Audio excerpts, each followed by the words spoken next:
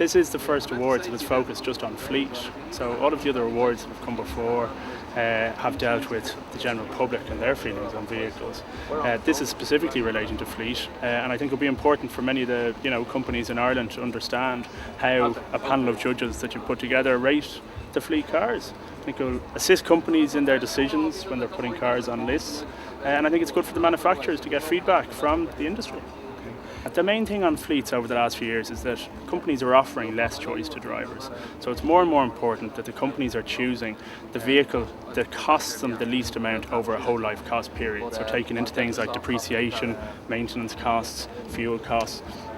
So drivers don't have the same amount of freedom that they did before. So companies will normally only allow maybe a choice of 2, 3, maybe 4 cars per list based on that whole life cost figure. With any slowdown in retail sales, there's always a bit more of a focus on fleet sales, and fleet sales thankfully are very, very strong this year. But yeah, for Volkswagen, Audi and Skoda, it's a huge part of the business now. But fleet buyers tend to have to change their cars every couple of years, every 2-3 years anyway. And if you look back at the numbers, we are due a big cycle change again. So I think next year could be quite strong.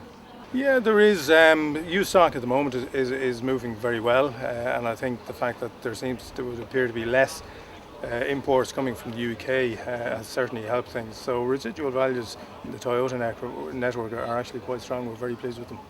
The fleet sector is hugely important for BMW Group, and I think in particular for all of the premium brands in Ireland. For BMW, sales directly to companies represents about 30% of our total business now. Well, we think that the last initiative by the government to change to a CO2 VRT system drove behaviours in the right direction towards greener motoring, and absolutely BMW's strategy of producing more sustainable and lower emission cars benefited from that.